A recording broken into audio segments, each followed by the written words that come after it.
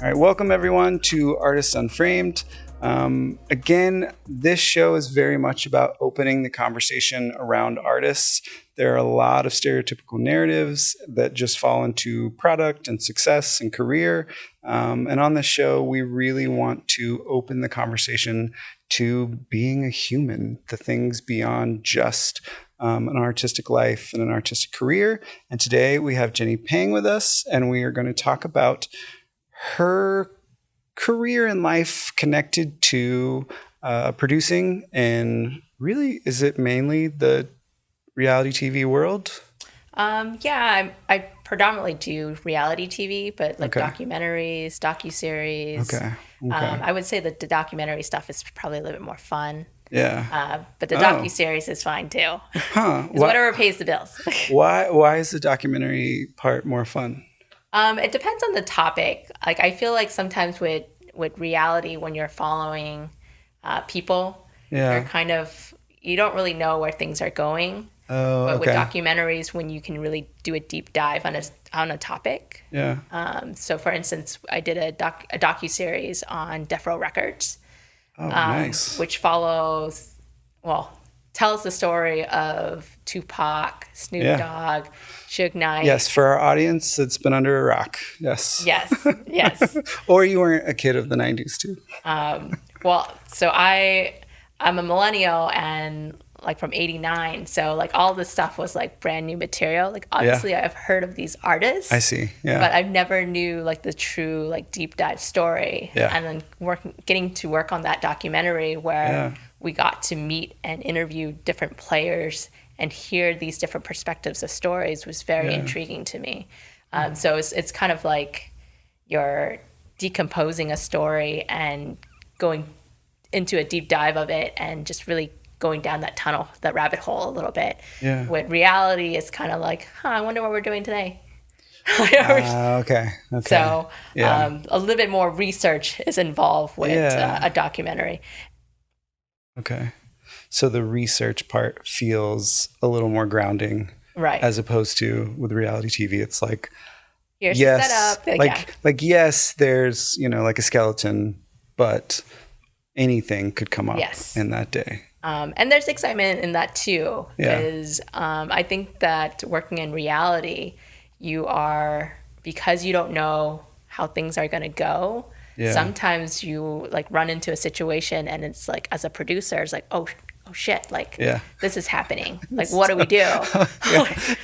You're immediately thinking of all the technical pieces that need to change to fit that moment. Right. Yeah. Or we have to like send a camera person to go chasing after the action of what's happening. Yeah. Or, God forbid an accident happen and it's true life, right? Like, you have to step in there. Got to break the fourth wall. Yes, exactly. So it's almost like, oh shit, I didn't expect that to happen, but we have to do something about this, right? So there's excitement in that regard. Obviously, you don't want that kind of stuff to happen all the time. Like, you don't, or if it's a story kind of unknown, then that's exciting too. Yeah. But for a person like me who handles the logistics, like that's kind of nerve-wracking, because then I'm kind of like, we're not cleared to shoot over there, but we have to go follow that action. So now I have to go schmooze and be like, hey, I'm so sorry. A thing is happening over here. So sorry. Yeah. How can we make this better that you'll allow us to continue to do this? And that has happened to me on several occasions where like the cops get called on us and like an action is happening. God. And I'm telling the team, like, just keep recording, just keep going. I'm going to be a distraction. And just I'm going to shield this. I'm going to shield this. I'm like, you need us to shut down? Yeah. No problem. We'll definitely do that. Thank you so much for coming out here. Like, how much more time do you guys fucking need? What I love that's kind of like, what's your name? Oh, Officer Reynolds. Oh, where are you from? Where are you from? Well, so yes, keep rolling. Yeah, exactly. So just like kind of navigating that kind of stuff. Yeah. Well, so for our audience that knows nothing about producing, which is pretty normal, could you put in your own words what for you that looks like? Like for you, this is my everyday as a producer. Okay. Well, which film and TV Yeah. There's always the creative side of things, and then there's always the business side of things, and that's my department. Yep. So I'm usually in the production department. I'm a line producer.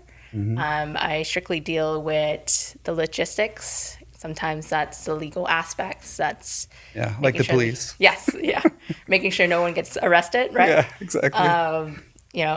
Getting our crew to places, making sure that we have the locations, the location agreements, booking travel sometimes, and making sure that we do all these things within budget. So it's handling all the business aspect of the production side of things, which can be fun to some people and really stressful for others. For me, like I find it super fascinating to kind of, find all these different elements and all these different pieces of things to acquire for the project and bring it into one place, and then something magical happens from that, right? It's like, I found this, or I found this person, and we got this, and now we're able to do this, right? Yeah, it's interesting hearing you say it, like, because I've never thought of it exactly like this, but it's almost like the producer is at the intersection of creativity and business.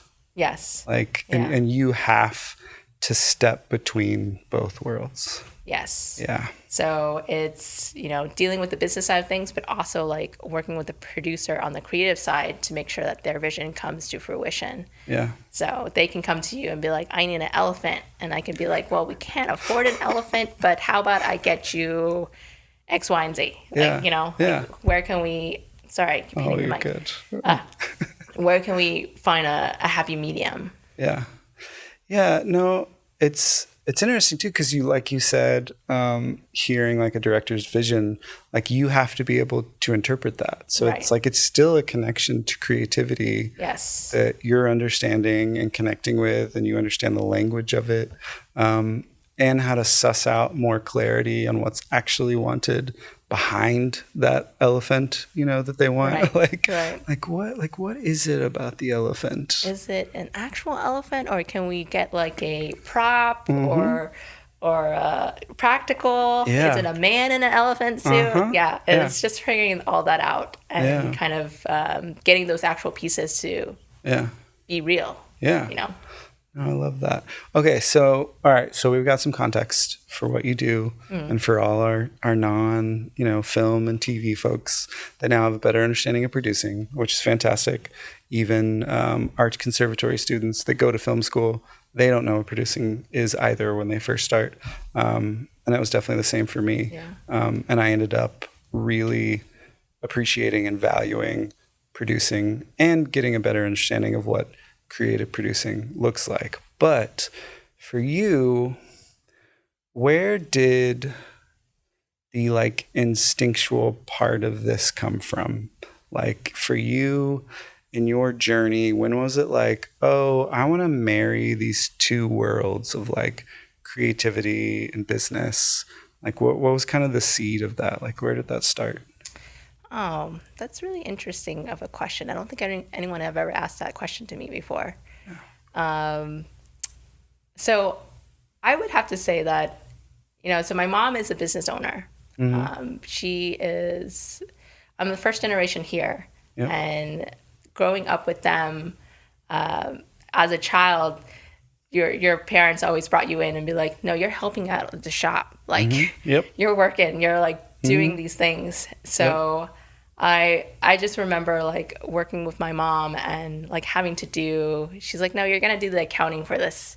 You're going to do the payroll for us for this week. I'm going on vacation, so you have to make sure that the employees get paid. Gosh. And I'm in high school, so I'm like 14, 15 years old. It's almost like growing up with like CPA parents or something. Right. Like, God. Right. Can you handle the business for... like, sure. Sure. So it's like trying to figure those things out. And I always had like a fascination with film and TV. Like I love going to the movies, and we never really grew up with TV, but I was always so fascinated with it. And getting into that world, I realized like this is what I'm good at, because my freaking parents were training me for this. Absolutely. For years. And numbers is in your blood. Yes. But not just numbers, but just like how do we make this happen? You know, like where's the logistics of this? Like, how do we find, I see. Yep. You know, so it's like creative problem solving. Creative problem solving. Like you have to communicate with vendors. You have to order things. You have to find a location. What kind of shop was it? I didn't even ask. So she owns a beauty salon. Okay. Yeah, so she is a cosmetologist. She does hair and she does nails. And most of her employees are, they rent spaces for her. So it's like we pay them on a weekly basis. And whenever my mom wanted to take time off, she's like, okay, Jenny, here's the keys to the shop. You do it. I'm like, what? Yeah. No, it's so interesting. Like my son has a friend and his mom owns same type of salon, and her son's there all the time, and so he's just used to being in that space. So my son would go hang out with him, and it didn't faze him at all. It was like totally normal to be in that sort of space. Yeah. You're like answering phone calls, talking to the clients. It's so funny. So it's, once I realized like, oh, I have an ability, and this is something that's needed in this industry. Yeah. So that's the reason why I gravitated towards this. Did you feel like a personal connection to it? Like, did you feel like you resonated with it, or you were just like, I think I'm good at this? It was more of I think I'm good at this. Okay. So, and it's also great to like meet the people in the industry as well. Yeah. Because you realize like how like-minded all these people are. Like, I think it takes a certain type of person to do it. Yeah. Where, you know, because of this industry where there's not a lot of stability in it. Yeah. And it takes someone who is phenomenal, like very skillful. Yeah. And it's fun to come to a project and you're like, wait a second, you're like me. Yeah. You think like this too? Yeah. No, it's true. There really is a mentality that you kind of need to have to be in film and TV that's just different than other industries, because it isn't just all numbers. It is creativity, converting to business. And I wonder too, like, so you started there, you knew you were good with numbers. What was kind of the next step in that journey for you? Where did you like keep moving in the business end? Like, did you go to school for that? Like, I did go to school. I went to a 4-year college in Florida. That's where I grew up. Okay. I got my degree, my bachelor's in where in Florida? Orlando. So I went to UCF. I went to school in Lakeland. So nice. Yep, I know that area really well. And then after I graduated, I actually ended up working for Full Sail. Oh, yep. Orlando. Yeah. Yep. So absolutely. I was there for about 2 years. Yeah. And what was the focus at Full Sail? Well, actually the goal at Full Sail was to just save up money. So, cause I always knew that I wanted to move to Los Angeles. Okay. So, but I wanted to work in an environment where I can kind of network and meet people. True. So technically my position there wasn't really in like the film world. Like I was in the financial aid department. Oh, okay. So you worked in the financial aid department? Mm-hmm. Okay. So I was there for 2 years. I worked in the financial aid department. Yeah, you found the industry in Orlando. Yes. Yeah. So I got to meet a bunch of students, obviously, and then just was able to kind of meet some of the faculty who were experienced in the industry. Yeah. And was there for about 2 years. And I was like, you know what? Like, I'm going to take the jump and I'm going to make the move to Los Angeles. Yeah. And where did Los Angeles come from for you? Like, did you know because you wanted to be a part of the industry, or was it something else as far as Los Angeles? It was because I wanted to be a part of the industry. Okay. It was either New York or Los Angeles, but I felt like California was calling my name. Okay. Yeah. So my parents, when they first moved to America, they actually lived in California. Okay. And I grew up there when I was younger, and we didn't move into Florida until probably when I was going through elementary school. Where in California? San Diego. Oh, okay. Yeah. Yeah. So I always felt like a calling for California. Yeah. And I'd never been to Los Angeles, so this was a really big jump that I was doing. So was it kind of like a coming home almost? Like, did it feel like that at all? When I first moved to LA, Yeah. it Okay. almost felt like, Yeah. oh, this is the place that Yeah. I was supposed to be. Like this is my city. Yeah. And it took time to build my career, but Yeah. I just love the energy of the city, the diversity. But there's also a huge like Asian community there. Yeah. Where there is a huge community now in Florida, but Yeah. growing up, like I was like the only Asian girl Oh God. in Yeah. high school. It was like me and the other Asian girl. Me and the other Asian girl. Me and the other Asian girl. Oh gosh. And Were y'all friends at least? no, I felt like we were more like competitors. Gotcha. Right? Yep. Because Yep. it was like you against me. You both had the striving thing going Yes, on. yes, exactly. And striving don't go together. Right. Yeah. I was like, oh, you got an A in that class? I got an A plus. Oh my gosh. That's awesome. So, moving into a larger city, Yeah. and just getting to experience like the Asian community. Yeah, I was about to say like an entire community. Yes. Yeah.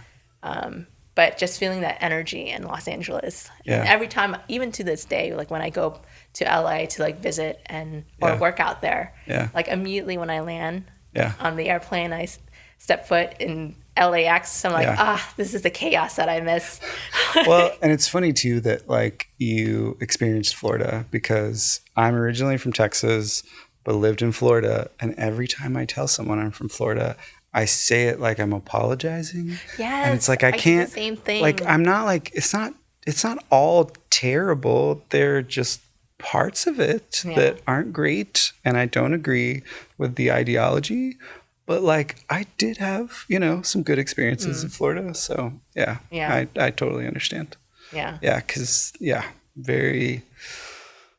there's some communities just very homogenous, and yeah, absolutely.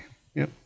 Yeah, and that's it's funny because like when we decided to move back to the East Coast, Yeah. because all my family's still in Florida, Okay. and they were like, "Well, why don't you want to move back here or find a place out here?" And I was like, no. "Oh no." Exactly. I'm like, it's fun to visit, and I love you guys. Exactly. One, I don't want to be close enough where you guys can come visit me Yeah. randomly. Exactly. Yeah. I want it to be hard for you. I want you to have to work at it. But two, I also don't like. It gives me like kind of a cringy kind of like, I'm from Florida. I grew up there. I'm so sorry. I know. No. Like it's like as you were saying, I was like, oh God, I do that too. Yes. Like, yeah, it's like a caveat. Like Yeah. you just can't help yourself. Yeah. Yeah. So Yeah. So you're in LA. You're able to connect to community, which I'm sure like felt good, but I'm sure like you also felt like you were able to exist in a different way. I'm sure like having community and being able to go to things that you usually weren't able to go to. yeah. I can imagine that you were able to feel grounded. Absolutely. And like I moved to LA when I was in my 20s, my early 20s, and I grew up in an Asian household, so it's like pretty strict where it's like you're going to hang out with your friends. Like, why? What do you mean? So now I'm across the country and I have like this freedom to go hang out, to do whatever I want to do, and just kind of find myself a little bit. Which, and I think like in this industry, because like you're trying to figure out like what department you're gonna work best in. I already knew the department that I wanted to be in. Because I'm crazy like that. But just like trying to find your people out there, right? And like you find that within your coworkers. Because working on a TV show, you're sometimes on set for 12 to 15 hours, and like you really don't have time for anyone else. So these people become your people.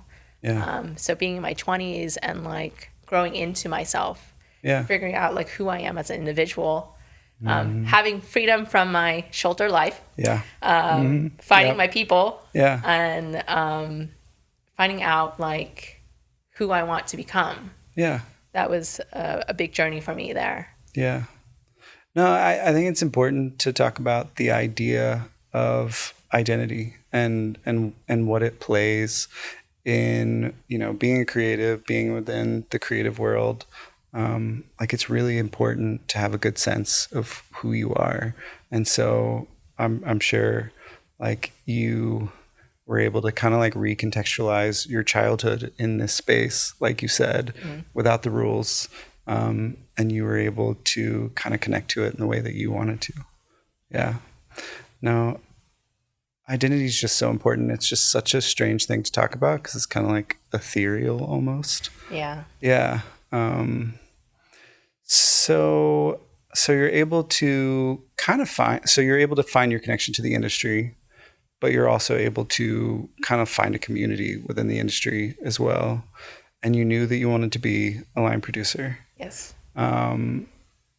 So what was kind of like your first opportunity in that space? So my first gig I actually found on Facebook. Yeah. And it was a graveyard shift on a reality TV show. It was on actually a cooking show. It's actually like a good like announcement for people of like, you'd be surprised the work that you can find in film and TV on Facebook. Yeah. Yeah. Because this industry is all about connection. So, and at the time, like Facebook was pretty big. Yeah.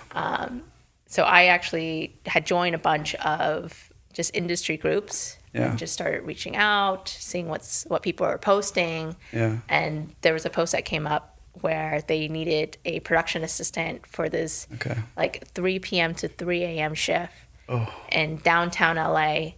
And I was like, all right, well, I'm just going to And I'm sure it was that vague too. Yes, it was. I'm like, I'm either gonna go there and get robbed, or this is gonna be something. Yeah. And luckily, it was something. Yeah. And I got to actually meet other production assistants who were surprisingly enough like in the same boat, where they're like, "This is my first gig." Oh, nice.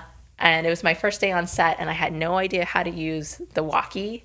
And like how to wear it in my ear and how to importance of the walkie. I was like, well, thank God this is the graveyard shift because we're just, kind of setting things up for the next day shoot. Okay. And you know, like, because I think they were doing pre-lighting for the next day. Yep. So there was urgency, but there wasn't like, hey, where are you right now? Yeah, like you don't feel like you're gonna mess up something huge. Right. Yeah. So it was actually probably really perfect for me to get in there and kind of learn the job, or like my first time being on set and like kind of learning the etiquette. Yeah. Because I was like, what? They don't teach you this in film school? Like, come on, UCF. Like, where's the walkie etiquette that you guys were supposed to teach us? Yep. I'm over here like, what? What? Well, yeah, and you learn there's an absolute like language that everyone's using, and like you said, the etiquette, the protocol, and each department is different in the way that they talk to each other. So yeah, I can only imagine. Right. Yeah. So, but luckily it was just a graveyard shift for me. Yeah. I didn't get murdered or robbed. Yep. Thankfully, you're here today with us. Yep. Yep. So that was my first time in the industry, and just found it randomly through Facebook because someone had posted on one of those film groups that they needed someone last minute, and here I was available, and just was like, all right, let me just do this. Yeah. See what happens. Yeah. So that definitely is like kind of like your foundational moment. Yes. In LA. What like from a development like standpoint, what were you, was there anything that you were like resonating with as you were doing it that was leading you in like a certain direction? Well, the one thing that I like to tell people as they're coming up in the industry is just like talk to everyone. Yeah. Like even if you don't know what department you want to go down or what your interests are, just talk to people. Yeah. And that's kind of was really great for me because I was really young. Like I had an idea of what I wanted to do, and I thought, oh, I'll probably be really good at this. Yeah. But really, like, will I be good at this? I Yeah. don't know. Like, Yeah. let me actually sit down and like talk to people and tell them like, this is what I want to do. Yeah. And what was so great was that people are just so willing to like help you. Yeah. And be like, oh, that's what you want to do. Well, come sit with me and let me show you the ropes a little bit. Yeah. And I guess like what resonated with me was just like, again, like what a great community this industry is how everyone is here to help. Yeah. And for me, like when my parents first like moved to America, like obviously it was a struggle for them to learn the language, but it was because of community and because of everyone who wanted to help to get them to where they are today. I was like, wow, okay, like this is there is good people in the world, right? Yeah. So you know, that's I always think it's so important to just like, it doesn't matter what department you're in, like go talk to that grip guy over there, like go talk to that electrician, like do you need help with this? Like I don't know what I'm doing, but I can't help you. I can help you. But I'm here. Well, no, I think it's an important part. So it's almost like I can hear like the characteristics of being a producer coming out of you. So it's like, just because I've interacted with producers before, there's such an ability to hold conversation. And like you said, to have a really strong understanding of several different departments where you have no technical understanding of those departments, but you're willing to sit and talk to a grip that's pulling things out of a truck or doing whatever to get a better sense of what they do, but then the community aspect too of like who they are. Yes. Yeah. Yeah. I mean, that's why they say there's a lot of nepotism in this industry. Yeah. But like, well, yeah, duh. Like, if you're working 12 to 15 hours a day, like, don't you want to be around people that you like? Of course. Come on now, guys. I know. Like, I don't want to work with that asshole. Like, well, it's true. It's like it comes back to the rapport piece. It's like why rapport is so important in the film industry. And for some reason, I just keep coming back to the idea of like identity, like knowing who you are is so important because that's what people want. They don't want the version of you that you think they want to see. Like they really want to see you. Like, right. Yeah. And it's funny that you say that because it's like on the show that I produce here in North Carolina. Yeah. It's my Big Fat Fabulous Life. I don't know if I can do a plug or not, but everyone on the crew always like nicknames me like, oh, mom, like you're the mom on set because you're always like walking around like, hey, how are you doing? Like, how's your day going? Yeah. Or like, is there anything that you need? Yeah. And that's how I like to connect with people. Yeah. It's like there's two ways of handling this. Like I distinctly remember like as I was coming up in this industry, I was a coordinator at a time on the show. Yeah. And it was a reality show. We were following this celebrity hairdresser in West Hollywood. Nice. But I like guilty pleasure, Rachel Zoe. I watched the crap out of that show. I don't know if you remember that, but she was like, she like dressed the stars and oh my God. Well, and the interesting part was the assistants. That's what I loved about the whole show. Yes. But anyways, sorry, keep going. But anyways, so I distinctly remember like coming up, like I was a coordinator and the supervising producer was a female. Yeah. And I was like, wow, that's so great. Like, how did you get to this position? Yeah. And she's this is actually a negative story, like where she was like, well, you kind of have to be a bitch about it. Yep. And that just turned me off completely because I'm like, well, why? Like, well, that's how you garner respect from your crew. I was like, I don't think so. Yeah. Like, I don't think that that's the right mentality to have. Yeah. You know, like, so I did a complete 180 and was like, no, I don't want to have that type of relationship with my team. Like, I'd rather have a team of friends than have a team of people who fear me. Yep. Right. And it just makes a better dynamic on set, I think. Well, and I think it's inherent to producing is connected to leadership, but the other part of that is as a leader, you're bringing your philosophy to set, and it shows how much producers influence a set. Oh, absolutely. And so you being like, I see that philosophy. I can understand why you would take that as your tact. And that's what I was thinking of when you were, I was like, I feel like she's going to talk about this. And it's very much that cold stance. But I understand why. But you're like, I don't think that's the way people should be motivated. No. Yeah. No. Because I feel like even to this day, like I can call people up and be like, hey, like, I'm working on this project. I really would love. And it's because of those moments that you were just like, how are you doing? Yes. Like, how's your life? You know, not, you know, your resume and, you know, et cetera, et cetera, et cetera. No. Yeah. And what I need from you, and are you doing it well? Yeah. Well, I mean, I still have those conversations of course, like, this is what I need from you. Of course. Of course. But it starts off with, hey, how are you doing? Well, that sounds really great. Yeah. By the way, can you do this for me? Can you do this? Yeah. But it comes off better, I think. Yeah. Because it's like, oh yeah, absolutely. Like you've bent over backwards for me on this one thing. Yeah. I'm going to do this for you. Yeah. So. Well, and I think going back to that idea of how we motivate people, it's really important. Like, yes, you can get the same product both ways, but it's different when you allow people, like you utilize decency with people.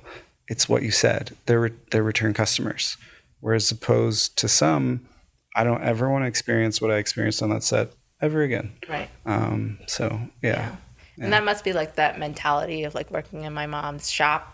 Yeah. Because you're dealing with clients and you want people to have like a good experience. The customer service. Yeah. It's like, well, just because I'm in a position of leadership and because I'm a producer, I want everyone to have a good time. Like, well, it's so funny too, because I just kind of think of the destructured nature of film sets, and I know for most they don't understand. It's like, it's not like a normal job, like where you welcome to HR and you're going to watch these training videos. And after these training videos, you're going to get on set and you're going to be, it's like, it does not work that way. No.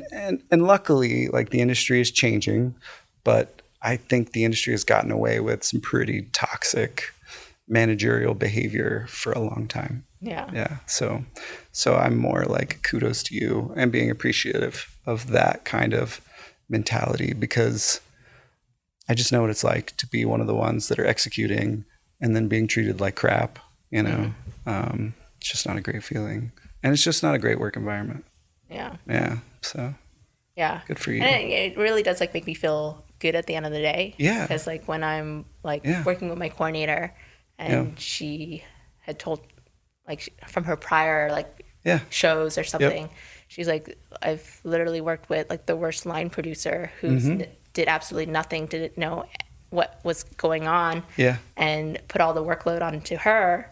And she's like, it's such a breath of fresh air to work with someone like you who's so caring, but not just like of the product and job that I'm doing, but you actually care about me as an individual. And be like, oh, hey, how's your dog? How's he doing? Well, and like remembering things that they talked about the last time you talked to them. So no, that's great. I always love bringing out that like leadership piece, because I just don't think people always correlate the leadership part. And I'm like, no, if you have people that are under you that you're managing, you're leading. People might not know it, but it's like you are. And so, no, I love that it brings out that part. I think I want to talk about, so you work in a sphere of creatives. So again, going back to that, like your feet are in both worlds of the creative world and the business world. Like, how was your development in that? What were like kind of the brick moments that have kind of led you to like where you are now with your perspective and your experience? Like, what were those kind of like defining moments? The stepping stones of how I got to where I am in my career. Well, and more so, I'm kind of selfishly leading the conversation to the like creative producing, which I absolutely love, which is why I'm trying to lead it there. And so I want to kind of see, were there defining moments where you were gaining that instinct from the creativity side and the business side? Well, I feel like you mentioned earlier, that there's no really formal training in this industry. I know. It's really hard to convey to people. Like, it's not as structured as you think. So, and it's true, like, even though I handle like the logistics side of things and the business side of things, like there's a lot of creativity that's involved, where, especially moving up in this world, because there's no formal training, they just kind of throw you in there and be like, you figure it out. So there's a lot of like, okay, like, how do I do this? Like, how do I figure this out and find all these creative pieces to kind of put it together? And it's funny because like I got hired for this show as a production coordinator. It was for an NBC show for Spartan. And they hired me as a coordinator, but then by the end of the show, they promoted me to be a production manager just because of all the fires I was putting out. Like, not literal fire. There was literal fires. Literal fires, like there was people breaking their noses and but just we would run into these situations where we're like, we need these things, but we don't know how to get it. And you have to creatively think out of the box about what are my options here. And yes, it's not like the creative side of like coming together to figure out how the story is going to flow. But it's creative in the sense that you have to figure out, okay, well, if it's not available here, where can I go to get it? Like, okay, why don't we go? So let me give you an example. Like we were working on this show where we had sent a team out to a family to get the reaction of like, this person is participating and this happened. I see. Okay. So their reaction to whatever's happening in the show. And they needed a cake or something or champagne delivered to the family home. And we're shooting in Atlanta. We have a team in Florida. Just going to go to their house to like knock on the door and like, hey, so-and-so is doing this. And they're about to win $1 million or something like that. We want you to, have a surprise or something. And they're like, well, we need to have like a bunch of flowers delivered to their house. And this is 2 hours before we're about to do this shoot. And I'm like, well, I can't call like florists and stuff. It sounds like it's ballooning. The needs like what are all the things that you need? And at the time, I think Uber was just kind of starting out. So we actually ended up getting an Uber driver to like go to a grocery store to buy all this stuff. Because this is pre like Uber doing those types of things. Yes, this is pre Uber doing all this stuff. And was like, can you like go and deliver this? We'll give you a really good tip for doing all this stuff. We'll make it worth your while. Send us the receipt. Like, we'll also add that to your tip amount. That's so funny. So you have to kind of think outside of the box, right? So you're constantly having to be creative on like how you're going to execute things. And again, like, even though like you're not a part of like coming up with the idea of like, oh, we need a bunch of flowers to be delivered. Like, that's the creative producer's idea. Well, they're not coming to you and saying like, well, this is how you should do it. It's like, this is what we need. And it's like, okay, well, how do I get that done? And it's being creative in that regard, right? No, it's interesting because like, as you're saying it, that's a very typical story of you start here. No one's stopping you from taking on things that most people would think is above your station, so to speak. Like, that hierarchy doesn't exist. It's like, if something needs to be done and you're the person that's standing next to them, here's your opportunity. And so like you're doing that piece, but then you're also navigating, there's no set way to do anything. I can't ask anyone because like every situation's different. They don't have a book of like, here's all the situations that you'll run into. If you run into this problem, here is when you need a bunch of solution. flowers, you do this. Right. So it's like, I'm like tracking all of that in the sense of kind of the like film and TV world. Right. It's just different. It's strange. It's hard to impart to others. It's like, it's not like your typical. It's not very fluid. No. You have to put it's yourself so out there. Boundaryless too. Like there's really no form and structure, so to speak. I mean, there is, but there's just a lot of open space. Yes. Yeah. You have to put yourself out there, and you have to, when an opportunity presents itself, like you have to step into that role and just show that I can do this. Yeah. You know, like I'm capable of figuring this out and I can deliver. Yeah. And you can pat yourself on the back after a project and be like, oh my God, what did we just do? I know. Like, if you can even remember most of it. Yeah. But it's you have to seize the moment. And that's what this industry is about. It's like, especially as you're climbing that ladder, it's like, how do I make myself more presentable, more known?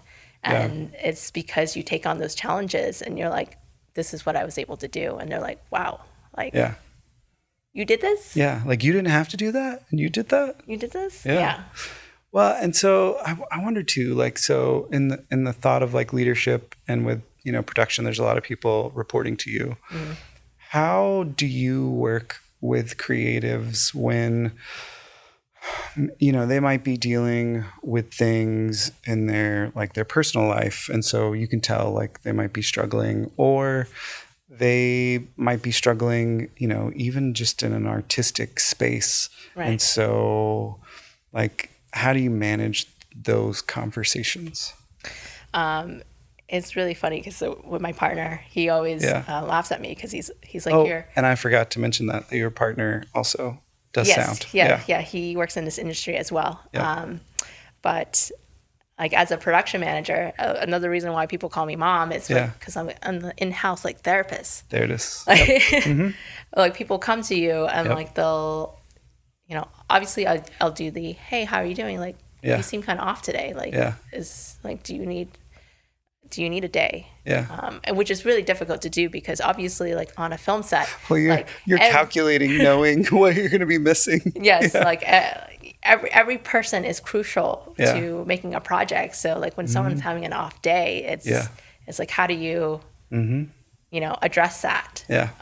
And again, it goes back to just having that human connection, right? Yeah. So sometimes it's like, hey, what's going on with you? Yeah. Like, let's come into my office, like sit down, let's just talk about this. Like, pull yourself out of that situation. Like, I understand, like, this is what's happening. There's certain things that are out of your control. Yep. But let's just take a moment here. Yeah. Let's tell me what's wrong. Yeah. What are in your control? The only thing you can control is right here. Yeah. It's how you're feeling and how you're thinking about it. Yeah. And once you look at things in a different perspective, go back out there and readdress what's going on. Yeah. And, you know, take as much time as you need. Do you need to sit in my office for 20 minutes? Do you need 15 minutes? Do you need half an hour? Totally fine. Yeah. And then go back out there. If you need a full day, that might be hard for me. That might be hard for me. Yes. But I can figure it out. I can figure it out. Well, and I felt like I was like, I'm sure this piece is there, but it's like the in-house therapist. It's just not something most people think of when you're in a trade environment, but they're humans. Yeah. Yeah. And so you really have to treat them and understand them that way. Yes. And I'm sure for you, you understand like the effects of burnout. So obviously film industry, it's not known for its sustainability when it comes to people's schedules and rhythms. So I can only imagine how much of that you're managing. Yeah. I mean, I think whenever I'm on a show, I'll tell people that like Sunday is my off day. Yeah. Like if it's an emergency, like feel free to text or call me, but like I'm not answering your emails. Yep. I'm not Yeah. doing this or that or any of these things. Like nonetheless, like it's absolutely critical. Yeah. But if it's an emergency, you can call me. Yeah. You can call me. Yeah. But aside from that, like, don't talk to me. Yeah. Don't tell me. Please understand emergency. Right. Please. Right. Well, and it's great too because you're modeling boundaries for them. Right. Like that's another piece is, you know, in the sense of leadership is they don't know to have boundaries if you don't have boundaries. So if you're like, yeah, call me anytime, day or night, they think, oh, I have to operate that way. That's how you operate in this world. But as you and I know, there is no book. There's no HR book telling you like this is how you have to operate. Yeah. And I think that it just creates a better like work environment as well. Because again, like when you're working on a project, you're giving your all to it. Like, you are sacrificing so much self-time. Yeah. And it's sometimes, you know, we talked about identity a little bit, but like when you're working on a project and you're grinding, like sometimes you forget like who you are, like what you enjoy, like your friends, your family, like, like when was the last time I called my mom? Like that type of thing, you know? When the project becomes so, you know, everything. Yeah. All consuming. Yes. So it's like, okay, like let me take that step back. And it's actually a very new practice that I'm doing with setting boundaries. Yeah. Because obviously starting off in the career, I was like, I am going to be Johnny Go-Getter. If you need me, I'm here. We all offer our entire life up front. And then as we get into it, we're like, I want some of that back. Yes. So it's not until recently where I'm like, no, Sunday's off limits. Don't fucking call me. Like, there you go. Well, call me if it's an emergency. But don't call me. Well, and that was going to be my next question is like, okay, so you're taking care of them, but how do you take care of yourself too? Yeah, that can be struggling sometimes. I think like there's obviously good days and bad days. I like to say that there's always like this kind of inner demon that I have that's always like self-doubt, self like, you know, you're not good enough. How did you make it in this industry? Like, like, you know, and they can all see your faults. You're doing it wrong. Even though there's no, like you said, there's a right way to do this. There is no playbook. There isn't. But like you're doing it wrong. So, you know, you run into that and trying to kind of navigate that. Like, I always, you know, take time in nature. I just got a dog actually. And she's been really great. Pivotal to my mental health, I think. Because yes, I'm always like, I know that I'm responsible for people on set. But having this dog who's so reliant on you, and really she doesn't really need much. Like you have to take her out every now and then. But like being able to like go on walks with her and reconnect with nature and just living in that moment where like, oh, okay, this is fine. And then let me reset myself. And you are the shit, girl. You got this. Everything's going to be okay. Those speeches we give ourselves. Well, I love too. I've never thought, like I have a Cavachon dog that I absolutely love that, you know, we have our little routines where she'll sit next to me if I watch TV. But like you said, it creates habits of getting you outside. You know, because you have to walk them. But it's when you're out there, you're like, oh, I haven't just like been out like side in a while. Like, and also they're like, they could be good therapists too. You could just talk to your dog and just, she'll just do like a side little. It's true. What? What? Are you sure? What do you mean you're feeling sad today? Exactly. Look at the world. It's beautiful outside. Oh, you have cheese? Do you have cheese? Exactly. Oh, I like cheese. Can I have some of that? Yeah. No, I love that because it does bring you back to that human side. Even for me, I've got kids, and when I'm in a busy season, there's nothing better than being forced to have to, you know, like care for their needs, but like I'm around them long enough that I forget about the work side. Like I'm drawn in to them and what they need. And then I look up and I'm like, oh God, I feel better because there's some relief in my mind where I wasn't thinking about work. Right. Yeah. And I think that, having a dog it really makes you want to be in the present. Yeah. And because that's how they live. Yeah. They're not having anxiety about, It's true. Yeah. when, what's going to happen tomorrow. They're living in the moment. And it's such a true reminder of, hey, like, you have to live in the moment sometimes. Yeah. Sometimes this industry, is tough. Yep. But let's look at the things to be grateful for. Yeah. And that usually helps me to overcome whatever hump I'm going through. It's like, okay, like, you actually have it better than a lot of people. Yeah. You got to do all these amazing things in your career. Yeah. You have all these self-doubt, but Yep. let's just take a moment to look back and see all the things that you've accomplished. Yeah. And go back to your mantra. You are the shit. Uh-huh. You got it, girl. Yep. You can do this. Well, and you're using the evidence, like you're speaking to your own inner demon, which I love. I'll probably steal that. You're speaking to that inner demon going, no, that's not true, because I've done this and I did this and I'm doing this and I'm doing that. And then, like you said, that like, I can do this. I've been doing this. I'm fine. Comes through. Yeah. But it's something that's not talked about enough because we're all dealing with it. We just don't voice it. Like everyone has imposter syndrome, like we were talking about before. We started filming and everyone deals with it. It's like, and for me, the only way to really like work through it is one, to have the mantras, speak to the evidence, but talking about it helps to where, it's not, I'm not the only one that has an inner demon, No. that's on my shoulder. Her name is Felicia. And Felicia needs to shut up. Felicia. That's Bye, fantastic. Felicia. Yeah, I was about to That's say. the only reason why I named her Felicia. I was like, Bye, so Felicia. Bye, Felicia. You're on my nerves today. Yep. No, So. 100%. No, I love that. Yeah. No, I think that's great. I love kind of speaking around that topic of like taking care of yourself.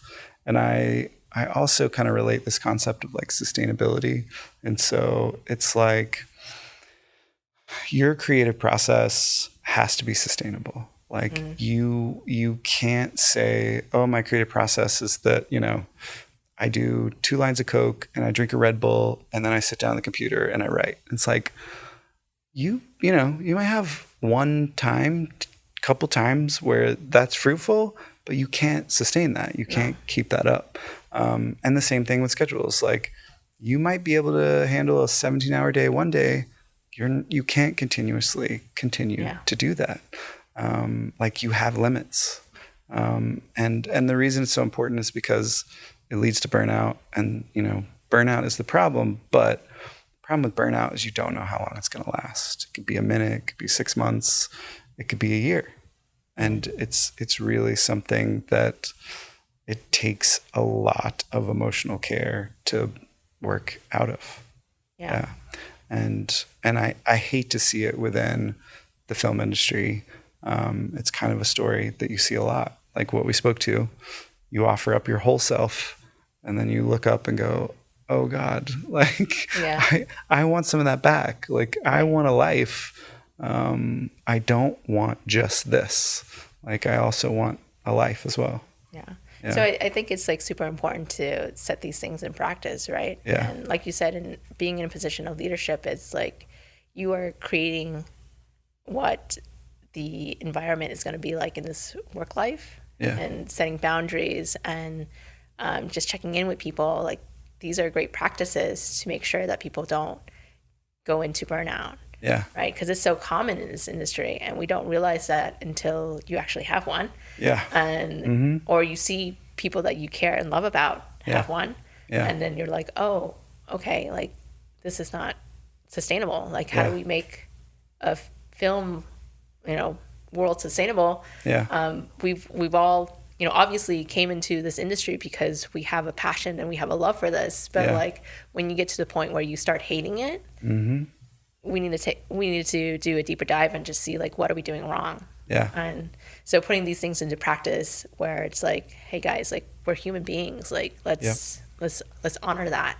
Yeah. And, you know, person first, and then let's have fun together and make this project. Yeah. No, I mean, and it goes back again to philosophy. It's like you have such a great human philosophy, and you know, it sounds strange that that's so revelatory within creative circles, but it is. It's for some reason we lose the concept that we're human, and it's innate, like it's who we are. So it's like we really need to keep that in our mindset. One, because you know, for wellness and just being healthy, but two, because it's a part of who we are. We're fallible. Like we have weaknesses, and that's all part of being human. Yeah. Yeah. Sometimes you just need that 15 minutes in my office. I mean, Well, that's what I was gonna say. Like, I think you offering that space to like just even take a break, you know, because it's like sometimes that's all it takes.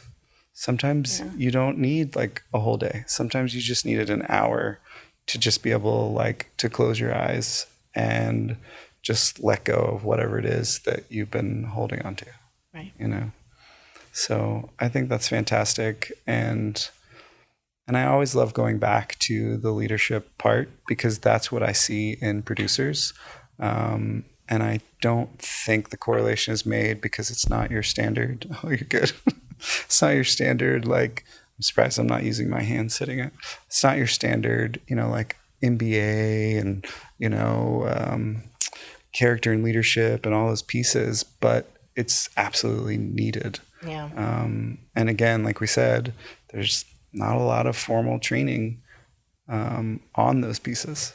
So, yeah. Yeah, that's probably why I struggle with a lot of imposter syndrome. Yeah. It's because like, wait, no one like trained me to do this, and I just this is how I've been doing it. Is this right? Yeah. You know? Yeah. Yeah. Well, and I love that you came from the beginnings of it. Like you've been at, you know, the quote unquote bottom, the 3 p.m. to 3 a.m. shift. And so you know what it's like. Like you understand the mentality, you understand the mindset.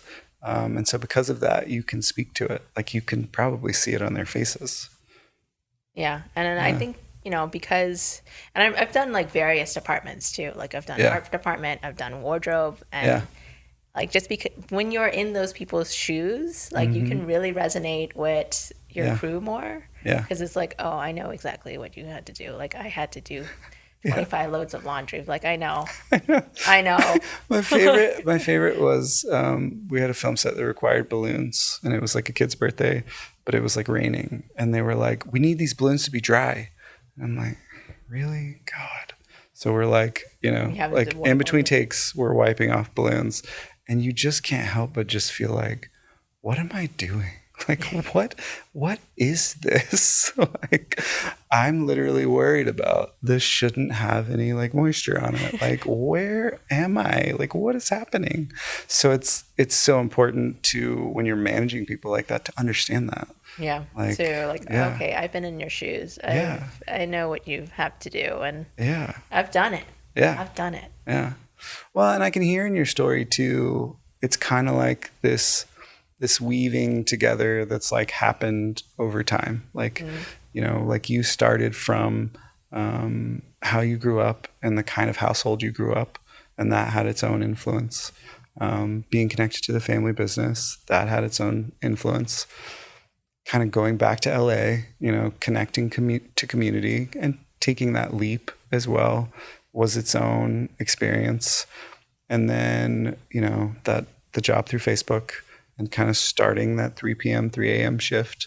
And then hearing you too, that you bounced around from like wardrobe to costume, and all of that leading to a moment to where you're managing a bunch of creatives or those that are just executing things that are needed for, you know, whether it's a documentary or a TV show.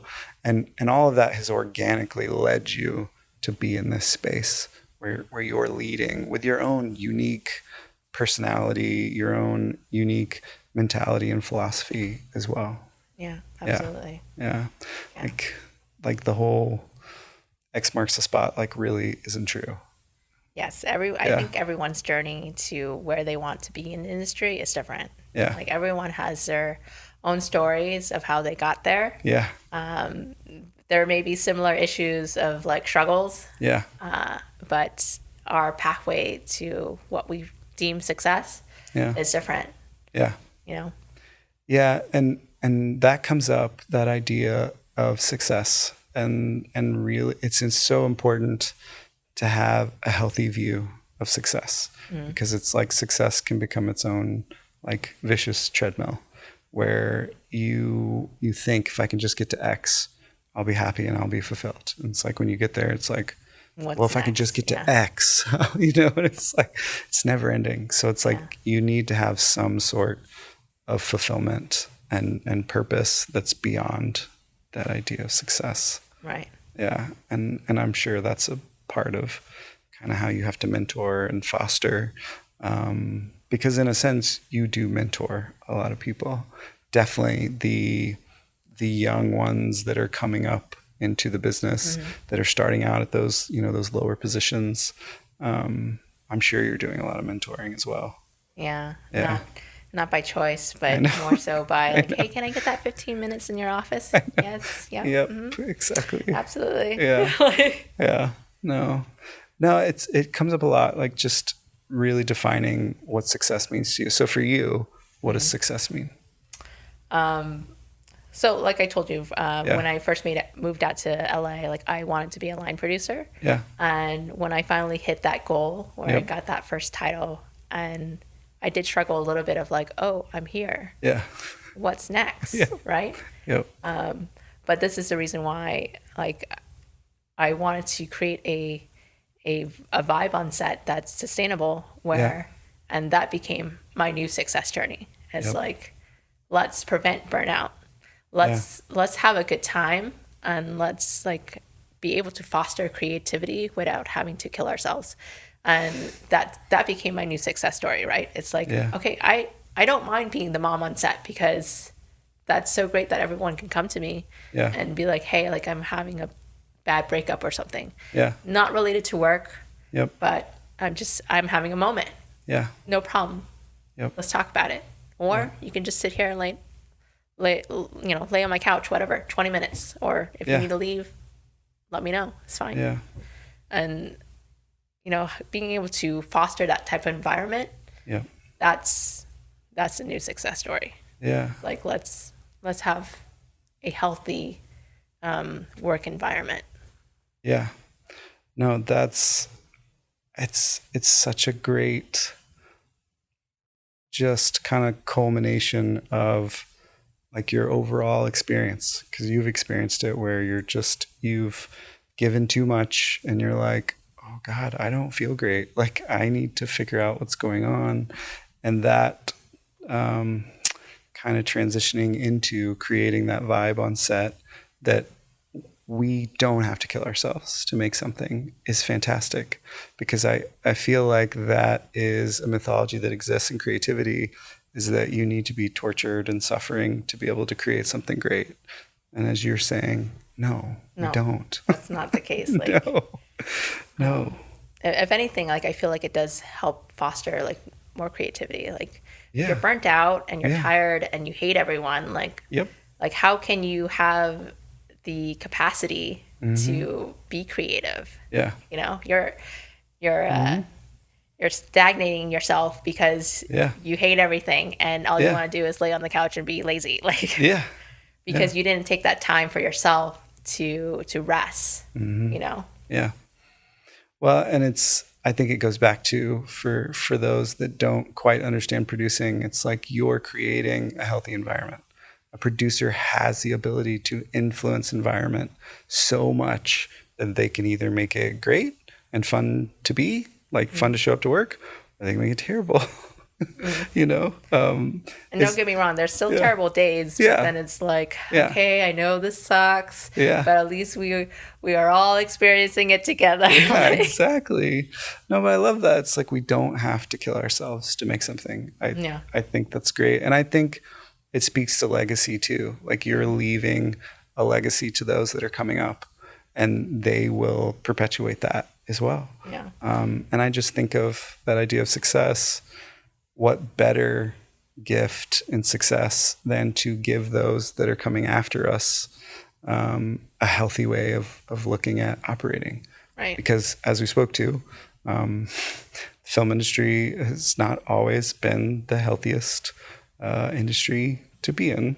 And, you know, there's been a lot of changes with like IATSE, and people speaking up to work conditions that aren't healthy, and creating boundaries. And so I think it's great. Like you're like a change agent, you know, like as a part of that story to help change the culture that exists sometimes on film sets. Yeah, absolutely. And Yeah. like you kind of have to be, right? Yeah. Otherwise, like, Yeah. who wants to stay in this industry if it takes so much out of you? Yeah. You know? Well, and it's for you too. It's like, I want to be able to enjoy this. I don't want to be miserable all the time. So to do that, there are things that I need to do. So I know that I need to give them the opportunity to do those things as well. Yeah. Yeah.